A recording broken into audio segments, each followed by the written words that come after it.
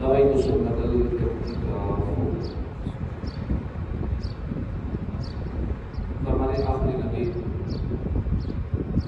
صلی اللہ علیہ وسلم جس نے کچھ باتیں پڑھنا ہے پڑھا وہ اس وقت تک کرے گا نہیں جب تک جنت میں اپنی جگہ نہ دیکھ لے. صلو علی الحبیب صلی اللہ علی محمد صلی اللہ علیہ وسلم. سورہ بقرہ آیت نمبر 8 اور 9 میں ارشاد ہوتا ہے وَمِنَ النَّاسِ مَن يَقُولُ آمَنَّا بِاللَّهِ وَبِالْيَوْمِ الْآخِرِ وَمَا هُم بِمُؤْمِنِينَ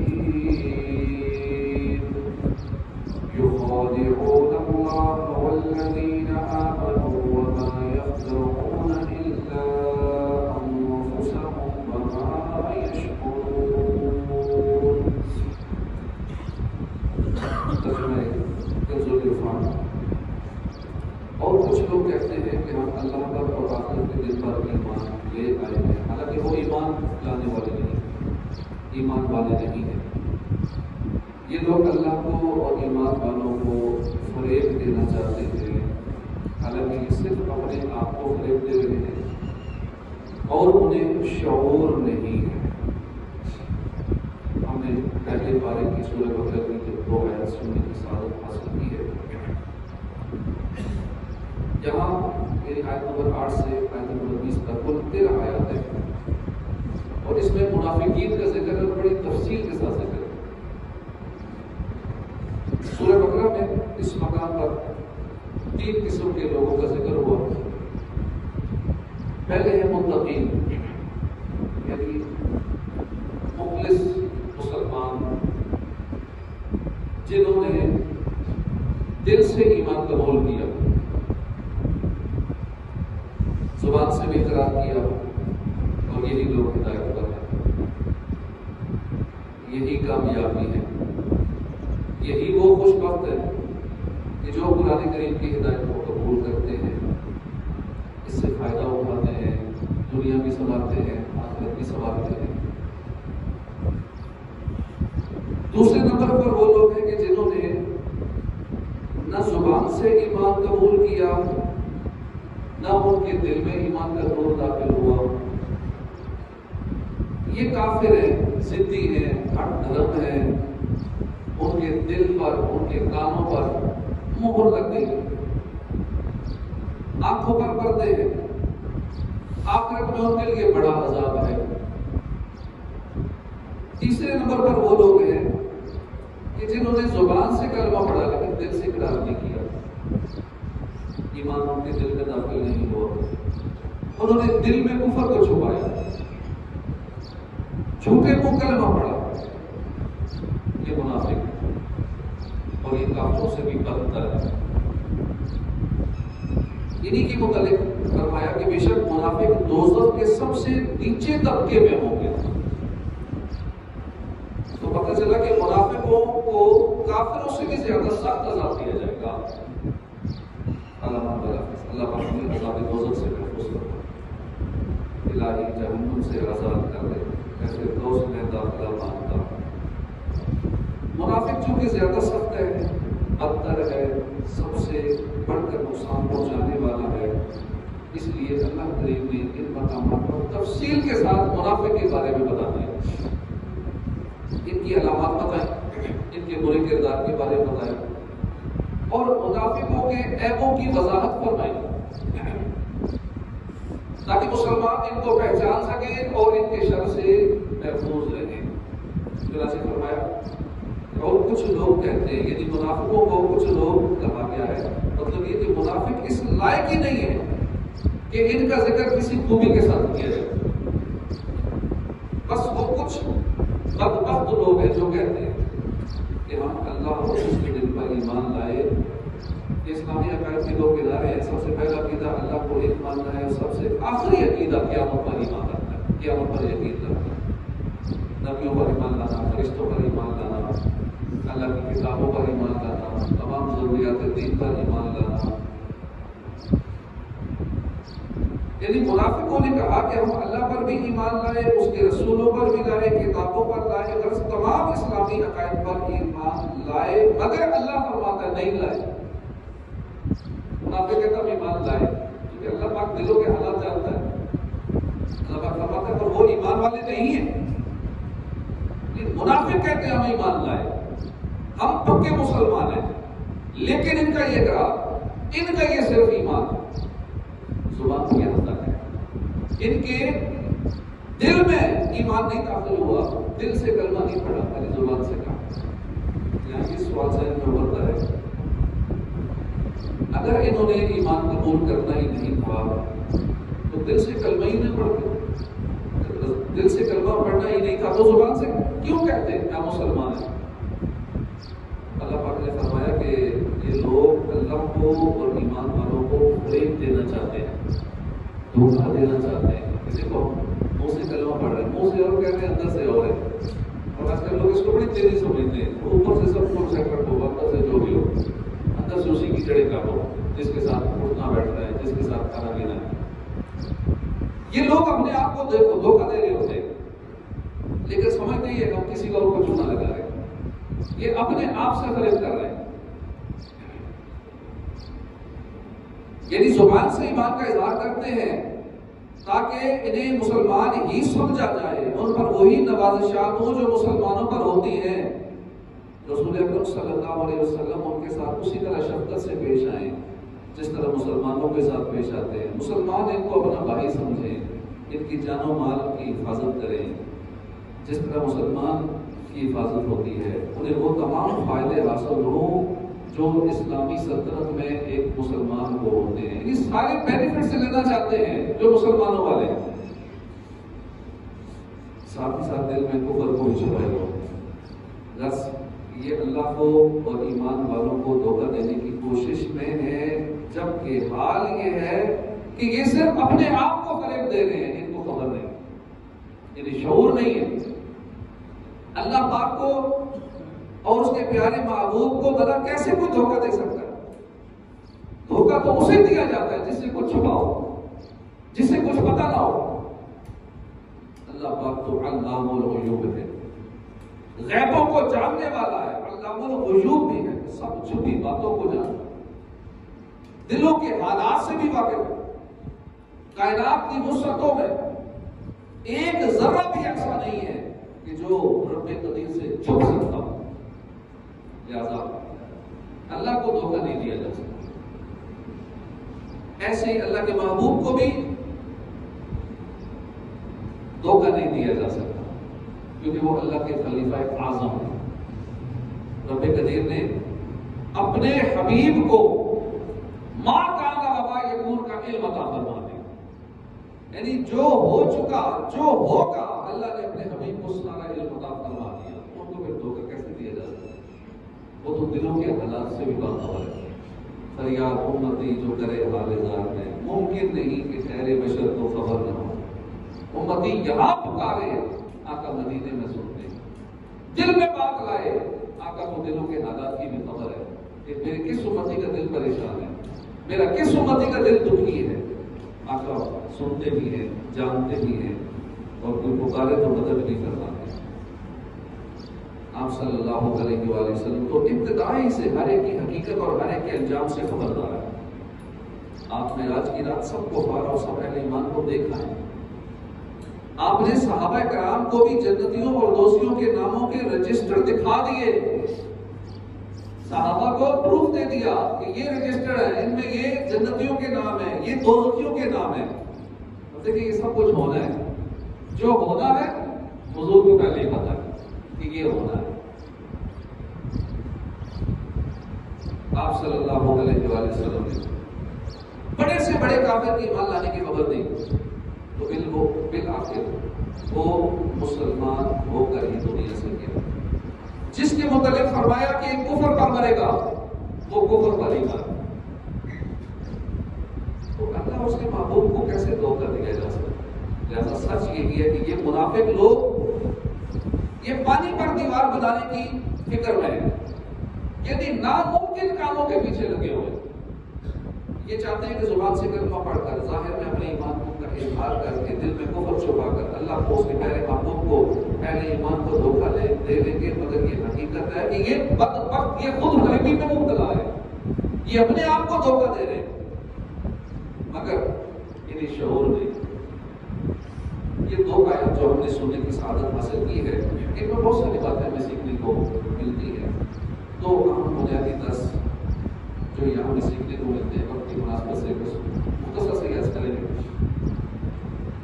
ظاہر و باطن کے تضاد سے بچیے, اسی لیے ہم لوگ ٹینشن میں رہتے ہیں. ظاہر کچھ اور ہوتا ہے, باطن میں کچھ اور ہوتا ہے اور اپنا سکون برباد کر لیتے ہیں. تو جو اندر سے ہے وہی باہر سے ہو, اندر سے کچھ باہر سے کچھ. منافقین کی علامات پالے ہوئے سکون کیسے ملے گا؟ ساری زندگی میں سکونی میں ٹینشن میں گزر جاتا ہے. پہلا درس یہ ملا کہ ظاہر و باطن کے تضاد سے بچیے. منافقوں کا اصل جرم کیا تھا؟ یہی تو تھا, اندر سے کچھ باہر سے کچھ, یعنی اندر باہر الٹ اپوزٹ. دل میں کفر چھپا کر زبان سے کلمہ پڑھ دیتے. لہٰذا ہمیں منافقوں کے ہر عیب سے بچنا چاہیے. جو عیب منافقوں کے اندر ہے وہ اپنے اندر دیکھنے چاہیے. اگر ایسا ہے تو اس سے بچنا چاہیے. ظاہر و باطن کا تضاد اگر ایمانیات کے معاملے میں ہو, یعنی بندہ دل میں کفر چھپا کر زبان سے کلمہ پڑھے, تو یہ نفاق اعتقادی ہے, بدترین کفر ہے. اس کے علاوہ اگر یہ تضاد ایمان کے معاملے میں نہ ہو بلکہ یہ اعمال میں ہو, کردار میں ہو, اگرچہ یہ کفر نہیں ہے لیکن بہت بڑا عیب ہے. قرآن کریم میں اللہ کا فرماتا ہے کہ اللہ کے نزدیک یہ بڑی سخت ناپسندیدہ بات ہے کہ تم وہ کہو جو نہ کرو. جھوٹ بولنا, امانت میں خیانت کرنا, وعدہ خلافی کرنا, یہ سارے ظاہر و باطن کے اختلافات ایک ہی صورتیں ہیں. اور احادیث میں بھی انہیں منافقوں کی علامات کہا گیا ہے. جھوٹ بولنا, امانت میں خیانت کرنا وغیرہ وغیرہ. سرکار مدینہ صلی اللہ علیہ وسلم کا فرمان ہے کہ 4 باتیں جس کے اندر پائی جائیں وہ خالص منافق ہے. اگرچہ وہ نماز پڑھے, روزے رکھے, نیک اعمال کرے, تہجد پڑھتا ہو, خوب اللہ کی راہ میں خرچ کرتا ہو, بڑا نیک ہو, اپنے آپ کو نیک سمجھتا ہو, خود کو بڑا پکا مسلمان سمجھتا ہو, اور جس میں ان میں سے ایک خصلت پائی جائے تو اس میں نفاق کا ایک شعبہ موجود ہے, یہاں تک کہ اس کو چھوڑ دے. اذا اؤتمن خان, امانت دی جائے وہ خیانت کرے. واذا حدث کذب, جب بات کرے وہ جھوٹ بولے. واذا عاهد غدر, وعدہ کرے پورا نہ کرے. واذا خاصم فجر, جب جھگڑا کرے تو گالی دے. ہم غور کریں ان علامات کو جو ہم نے سنی ہے, اگر ان میں سے کوئی علامات اپنے اندر پائی جاتی ہے تو اسے نکالنا چاہیے. گالی تو روٹین ہے, ذرا سا کسی کو کچھ غلطی سے ہی کچھ غلطی ہو جائے تو آگے سے فوراً گالیاں نکلنا شروع ہو جاتی ہے. بالکل آٹو پہ لگ جاتا کام. غلطی سے کوئی اگر گالی دے تو اگلا 4 گالیاں دے گا. ایک تھپڑ لگ جائے تو اگلا اور زبان سے بھی گالیاں تو فوراً ریپلائی کرے گا ہاتھوں پاؤں سے بھی. اگر ہمارے منہ سے فوراً گالیاں نکلتی ہیں تو یہ دیکھ لیں منافقوں کے علامات میں سے ایک علامت ہے. فوراً ریپلائی کرنا, جیسا اگلے نے کیا ویسا ہی فوراً ریپلائی. اسی طرح منافق کی اور بہت علامات ہیں جس میں یہ برائیاں ہوں, وہ اگرچہ مسلمان ہی ہے مگر اس کا کردار, اس کے اعمال منافقوں جیسے ہیں. ہمیں چاہیے ہم اس پر بچتے رہیں. اللہ پاک ہمیں نفاق اعتقادی سے نفاق عملی دونوں سے محفوظ کرے.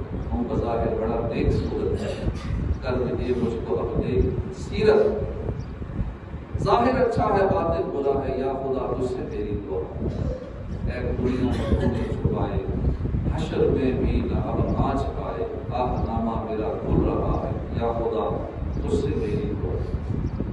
دوسرا جو درس ہمیں ان آیات سے ملا, سورہ بقرہ کی آیت نمبر 8 اور 9 کی وضاحت ہم سن رہے ہیں. پہلا درس یہ ملا کہ ظاہر اور باطن کے تضاد سے بچیے. دوسرا درس ہمیں ان آیات سے یہ ملا خود فریبی سے بچیے, اپنے آپ کو دھوکہ نہ دیجیے.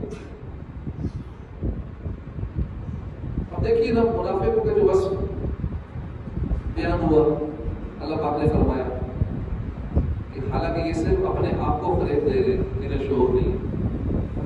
تو یہ ان کی حماقت ہے، ان کی کم عقلی ہے، یعنی وہ چاہتے نہ چاہتے اپنے آپ کو دھوکہ دے رہے۔ ہمیں چاہیے کہ ہم ایسی حماقت سے بچیں۔ اب اندازہ کیجیے کہ خود فریبی کتنا نقصان دہ عمل ہے۔ لا الہ الا اللہ محمد رسول اللہ صلی اللہ علیہ وسلم، یہ پڑھ کر بندہ مسلمان ہو جاتا ہے، مگر منافق یہی کلمہ پڑھ کے مسلمان نہیں ہوتا، وہ کافر کا کافر ہی رہتا ہے۔ لا الہ الا اللہ پڑھ کر بندہ جنت کا حقدار ہو جاتا ہے، مگر منافق یہی کلمہ پڑھ کے جہنم کے سب سے نچلے درجے میں چلا جاتا ہے۔ جو بندہ سچے دل سے کلمہ پڑھے اس کے پچھلے گناہ دھل جاتے ہیں، مگر منافق کلمہ پڑھتا ہے اس کے گناہ اور بڑھ جاتے ہیں۔ یہ منافق صحابہ کے ساتھ رہتے تھے، مسجد نبوی میں نماز پڑھتے تھے، سرکار کے پرنور چہرے کی زیارت بھی کرتے تھے، پیارے آقا صلی اللہ علیہ وسلم کا پاکیزہ کلام سنتے تھے۔ بالکل یہی کام منافق بھی کرتے تھے، صحابہ بھی یہ کرتے تھے، منافق بھی یہ کرتے تھے۔ منافق بھی مسجد نبوی میں نمازیں پڑھتے ہیں تو یہ بھی پڑھتے تھے، صحابہ بھی چہرے پر دعا کی زیارت کرتے تھے، منافق بھی کرتے تھے۔ اسی چہرے پر نور کو دیکھنے کی برکت سے صحابہ قیامت تک آنے والے بڑے بڑے اولیاء، علماء، صلحاء تمام مسلمانوں کے سردار بن گئے، اور منافق لعنت کے مستحق۔ اسی چہرہ پر نور کی زیارت کی برکت سے صحابہ کو برکتیں نصیب ہوئی، قیامت تک کے لیے ان کی عزت و اکرام دلوں میں ڈال دیا گیا۔ آج تک ہم صحابہ کا ذکر ادب و احترام سے کرتے ہیں، ممبروں پر صحابہ کے نام کے ڈنکے بجتے ہیں، خطبے میں ان کے لیے دعائیں ہوتی ہیں، صحابہ کے نام کی محفلیں سجتی ہیں، ان کے نام کے نعرے لگتے ہیں، صحابہ کا نام سن کر آج بھی سر ادب سے جھک جاتے ہیں، مگر منافق کتنا بدبخت ہے کہ انہوں نے بھی چہرہ پرنور کی زیارت کی، یہی کلمہ پڑھا، مسجد نبوی میں ہی نماز پڑھتے تھے، مگر آج ان کا کوئی نام بھی نہیں لیتا، نام لیتا بھی تو بولے الفاظ سے لیتا، لعنت بھیجتے ہیں منافقوں پہ، نفرت کرتے ہیں، ادب نہیں کیا جاتا منافق۔ آخر یہ منافق اتنے بڑے نقصان کے حقدار کیوں ٹھہرے؟ خود فریبی کی وجہ سے۔ وہ دھوکہ دے رہے تھے اللہ اس کے محبوب کو، لیکن حقیقت میں وہ خود فریبی میں مبتلا تھے، وہ اپنے آپ کو دھوکہ دے رہے تھے۔ اس لیے ہمیں خود فریبی سے بچنا چاہیے، دوسروں کو دھوکہ مت دیجیے، دوسروں کو دھوکہ دینا خود فریبی۔ نام تول میں کمی کر کے بندہ سمجھتا میں نے اگلے کو چونا لگایا، اگلے کو دھوکہ دے رہا، وہ دھوکہ اپنے آپ کو دے رہا۔ چیز تول کی جتنی دینی ہے اتنی نہیں دے رہا، پیسے پورے لے رہا ہے، کوانٹٹی کم دے رہا ہے، سمجھ رہا میں نے اگلے کو دھوکہ دے دیا، میں نے مال زیادہ کما لیا، حقیقت میں وہ دھوکہ اپنے آپ کو دے رہا ہے۔ ناقص مال کو اعلیٰ بتا کر بیچ دیتا ہے، اور خوش ہوتا ہے کیسا میں نے دماغ لڑایا، کیسا مال کمایا، اگلے کو دھوکہ دے دیا۔ یہ دھوکہ اگلے کو نہیں ہے، یہ دھوکہ اپنے ساتھ۔ نوٹوں کی گڈی میں نقلی نوٹ چھپا کر دے دیتے، لیکن سمجھتا ہم نے دھوکہ دے دیا۔ یہاں بھی چندے میں دیتے ہیں نقلی نوٹ، اکثر یا کئی بار ایسا ہوا کہ چندے میں 10-10 والے، 50-100 والے، یہاں تک کہ 500,000 والے بھی، 5,000 والے نقلی نوٹ کس لیے سے ڈالتے ہیں چندے میں؟ چندہ باکس میں نقلی نوٹ ڈالتے ہیں، دکانوں میں مال لیتے نقلی نوٹ، پوری گڈی نقلی نوٹوں کی پکڑا، سمجھتے اگلے کو دھوکہ دے دیا، دھوکہ اپنے آپ کو دیکھ رہے، یہ خود فریبی ہے۔ سمجھتے سامنے والوں کو چونا لگایا، نہیں، یہ اپنے آپ کو چونا لگایا۔ اللہ پاک ہمیں منافقوں کے لحاظ سے بچائے، ناپ تول میں کمی نہ کرے، دوسروں کو دھوکہ نہ دے۔ ایک بزرگ کی عادت ہے کہ جب بھی کوئی چیز خریدتے تھے نا تو آدھا دانہ کم لیتے تھے، جب کوئی چیز بیچتے تھے تو ایک دانہ زیادہ دیتے تھے۔ فرمایا کرتے ہیں کہ خرابی ہے اس کے لیے جو ایک دانے کے بدلے جنت کو بیچ دیتا ہے۔ وہ جنت جس کی اتنی وسیع لمبائی چوڑائی ہے، زمین و آسمان سے زیادہ جس کی چوڑان ہے، کتنا نقصان دہ ہے وہ بندہ کہ اس جنت کو بیچ دیتا ہے ایک دانے کے بدلے میں۔ سمجھتے میں تھوڑی سی چیز اگلے کو کم دے رہا ہوں، مال پورا لے رہا ہوں، یہ دھوکہ دے کے اس جنت کا سودا کر دیتا ہے جو اتنی قیمتی ہے، وہ کروڑوں ڈالر سے بھی قیمتی جنت ہے، وہ ہی نہیں ہے۔ اسی طرح کتنے نقصان میں وہ شخص جو جہنم کے بدلے جنت کو بیچ ڈالتا ہے، تو یہ ہے خود فریبی۔ اندازہ کیجئے کہ جنت کے عظیم الشان محلات کے جن کی قیمت دنیا میں ہو ہی نہیں سکتی، ساری دنیا میں کچھ نہیں ہے اس کے آگے، دوسروں کو دھوکہ دینے والا، چند پیسوں کے بدلے دھوکہ دینے والا جنت کو بیچ دیتا ہے۔ خود فریبی نہیں ہے تو اور کیا ہے؟ لہذا ہمیں چاہیے کہ ہم خود فریبی سے بچیں اور ہمیشہ امانت دار رہیں، کسی کو بھی ہم دھوکہ نہ دیں۔ یہ سب کیوں ہوتا ہے؟ دنیا کی محبت سے، میرے دل سے دنیا کی چاہت مٹا کر الفت میں اپنی بنا یا الہی، بنا دے مجھے نیکوں کا صدقہ، گناہوں سے ہر دم بچا یا الہی۔ اللہ کے اپنے نبی صلی اللہ علیہ وسلم کا فرمان ہے کہ بے وقوف ہے وہ شخص جو نفسانی خواہشات کی پیروی کرنے کے باوجود اللہ سے تمنا رکھے۔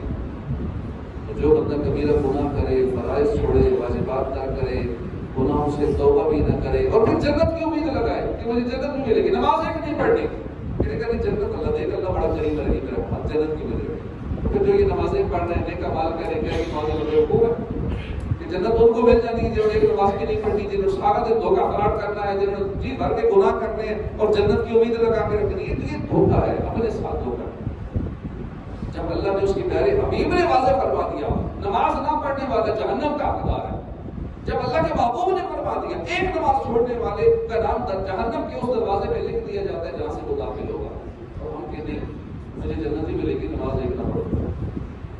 حج روزے قضا کرنے والا، فرض ہونے کے باوجود زکات نہ دینے والا، ماں باپ کا نافرمان، پڑوسیوں کو تکلیف دینے والا، مسلمان بھائیوں کو نقصان پہنچانے والا جہنم کا حقدار ہے۔ جب اللہ اس کے محبوب نے فرما دیا ہم کہتے ہیں جی جنت ہی ملے گی مجھے، یہ سارے کام کر کے ملے، یہ تو وہ غور کی زندگی شخص وہ اللہ کی محبت میں ایک بندہ ہے جو نرم نرم بستر چھوڑتا ہے، فجر میں نماز پڑھنے آتا ہے، نیند کی قربانی دیتا ہے، ایک بندہ ڈٹ کے سوتا ہے، نماز ایک نہیں پڑھتا، سارا دن دھوکہ فراڈ بھی کرتا ہے، دونوں برابر کیسے ہو سکتے ہیں؟ ایک قربانی دینے والا ایک بندہ ہے جو جس کو اللہ نے مال دیا وہ حج کرتا ہے، کتنی وہاں حج ایک جسمانی مشقت، اچھی خاصی مشقت ہے، 20 25 30 کلومیٹر ڈیلی چلنا پڑ جاتا ہے وہاں، بنا مزدلفہ، عرفات، مسجد حرام، مکے سے پھر بنا جانا، بنا سے پھر پیدل یہاں آنا، یہ پیدل سفر اور پھر نیند کے غلبے، ایسی مشقت ہوتی ہے کہ بھائی بتا رہے تھے کہ ہم وہاں گئے تو وہاں پانی کے اوپر ہی سو گئے، اتنی شدید نیند تھی پتہ نہیں چلا کہ پانی کے اوپر سوئے، ایسی تھکاوٹ ہوتی ہے۔ تو ایک بندہ کہ نہیں میں نے حج بھی نہیں کرنا اور میں برابر ہے تو حج کرنے والا نہ کرنے والا، ایسا نہیں۔ جو بندہ نیک اعمال کرتا ہے، نوافل کثرت سے پڑھتا ہے، ذکر و اذکار کثرت، ایک بندہ کف نہیں کرتا، سارا دن زبان کو غلط کاموں میں استعمال کرتا ہے، وہ کہتے ہیں ہم برابر ہے، ایسا نہیں۔ تو ایسا سمجھنے والا وہ اپنے آپ کو دھوکہ دیتا ہے۔ آج بنتا ہوں معزز جو کھلے حشر میں عیب، آہ رسوائی کی آخرت میں پھنسوں گا یار۔ اللہ ہمیں آخرت کی رسوائی سے بچائے۔ اسی طرح تکبر کرنے والا یہ بھی خود فریبی میں ہوتا ہے، جو سمجھتا ہے کہ میرے پاس یہ چیز ہے، تکبر کسی وجہ سے ہوتا ہے، یا تو حسن ہے تکبر آئے گا، یا بڑی جان ہے، بندہ بڑا پٹا کٹا باڈی بلڈر ہے تو آئے گا، یا مال زیادہ ہے، یا کوئی منصب مل گیا، یا شہرت مل گئی، دولت مل گئی، کسی وجہ سے تکبر آتا ہے۔ تو تکبر کرنے والا بھی اپنے آپ کو دھوکہ دے گا، اس کا ختم ہو جاتا ہے، جوانی بھی ڈال جاتی ہے، یہ مال چلا جاتا ہے، صحت چلی جاتی ہے، سب کچھ ختم ہو جاتا ہے۔ ہمارے سامنے کتنی مثالیں ہوتی ہیں، ہم پھر بھی دھوکے میں مبتلا ہو جاتے ہیں، ہم پھر بھی خود فریبی میں مبتلا ہو جاتے ہیں۔ دنیا جہاں میں ہے عبرت کے ہر سو نمونے، مگر تجھ کو اندھا کیا رنگ و بونے، کبھی غور سے یہ دیکھا ہے تو نے جو آباد تھے وہ مقام آپ نے سنے۔ دنیا میں کتنی عبرت کی مثالیں موجود ہیں، لیکن اس کے باوجود ہم دھوکے میں مبتلا رہتے ہیں۔ ذرا تھوڑا سا کڑک والا سوٹی پہننے کا قلم لگاؤ اور پھر اسی سے اکڑا جاتے ہیں۔ بھائی اتنی سی بات ہے، ہمارے لیے وہ پھوپا کے لیے کافی ہوتے ہیں، میرے پاس گاڑی مہنگی ہے، میرے پاس یہ ہے، ہمیں اس سے بچنا چاہیے۔ اللہ کو تکبر پسند نہیں ہے۔ تو ہم نے جو قرآن مجید کی آج 2 آیتوں، آیت نمبر سورہ بقرہ کی آیت نمبر 8 اور آیت نمبر 9 کی وضاحت سنی، اور اس سے جو مدنی پھول ہمیں ملے وہ سنے۔ تکبر کے حوالے سے بھی یہ بھی خود فریبی کی ایک صورت ہے۔ اسی طرح ظاہر اور باطن کے تضاد سے بچنا یہ بھی ضروری ہے۔ ایک اسرائیلی عابد تھا، بہت نیک شخص تھا، اور ایک غلط ہے گناہگار۔ ایک مرتبہ اس اسرائیلی گناہگار کا گزر ایک بڑے عبادت گزار کے قریب سے ہوا، تو اس نے دیکھا کہ عبادت گزار کے ساتھ میں سایہ ہے بادل کا. اس شخص نے سوچا کہ چلو میں بھی اس کے قریب بیٹھتا ہوں, یہ بڑا عبادت گزار ہے, میں تھوڑی دیر پاس بیٹھوں گا تو اللہ ہو سکتا ہے اس میں بھی کرم فرما دے, میں بھی بخشا جاؤں. وہ جا کے قریب بیٹھ گیا. آپ کو بڑا ناگوار گزرا, میں نیک بندہ اور یہ گناہگار آ کے میرے ساتھ بیٹھ گئے. کہاں مجھ جیسا عبادت گزار, کہاں پرلے درجے کا یہ گناہگار, یہ میرے پاس کیسے بیٹھ گیا. حقارت سے دیکھا, اس شخص کو مخاطب کیا, کہا اٹھ جاؤ یہاں سے. اس وقت اللہ پاک نے اس زمانے کے نبی علیہ السلام پر وحی فرمائی کہ دونوں سے فرما دیجیے کہ ہم نے عمل نئے سرے سے شروع کیا. میں نے اس گناہگار کو اس کے حسن ظن کی وجہ سے بخش دیا, اور اس عبادت گزار کے اس عمل یعنی تکبر کی وجہ سے اس کے سارے مال کو ضائع کر دیا. چاہے عمل نیکیوں میں ہو, چاہے ظاہری کسی قوم کی وجہ سے ہو, تکبر خطرناک ہے. اللہ پاک ہمیں اس سے بچائے.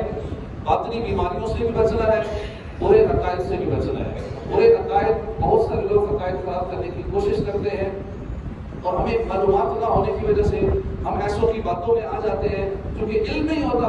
اگلا قرآن سنا کے بات کرتا ہے, حدیث کی بات کرتا ہے, تو ہم قرآن حدیث کے آگے تو مطلب کچھ نہیں بول سکتا, خاموش ہے.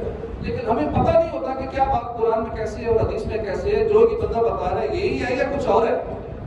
اب مثال کے طور پہ آج کل اسلام میں کو میت کو دفن کیا مرحوما کو, اب وہ صحیح العقیدہ تھی, اس کی وصیت تھی کہ وہ یہ کرے کہ مرنے کے بعد ایسے ایسے قبر میں اذان دے, اس طرح قرآن پاک پڑھے.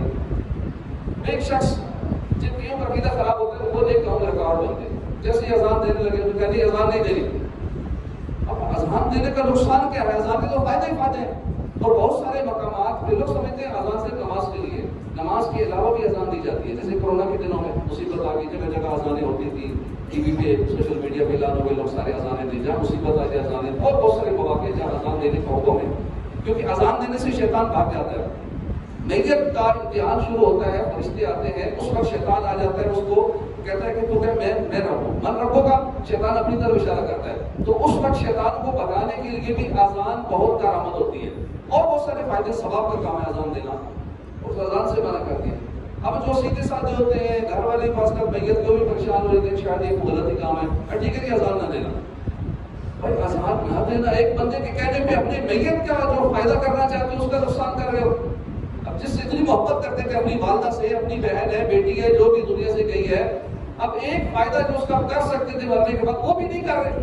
اذان سے تو ٹھیک ہے جی, نہیں رہنے دیں, کیونکہ اس نے جو کہہ دیا, اس نے کہہ دیا تو کیا, پہلے اس سے پوچھو کہنے والے سے کہاں لکھا ہے کہ اذان دینا منع ہے یا گناہ کا کام ہے. تو اب یہ کلیہ یاد رکھ لیں, لمبی چوڑی بحث میں نہ پڑے, فائدہ نہیں ہے. ایسے لوگ ٹائم ویسٹ کرتے ہیں.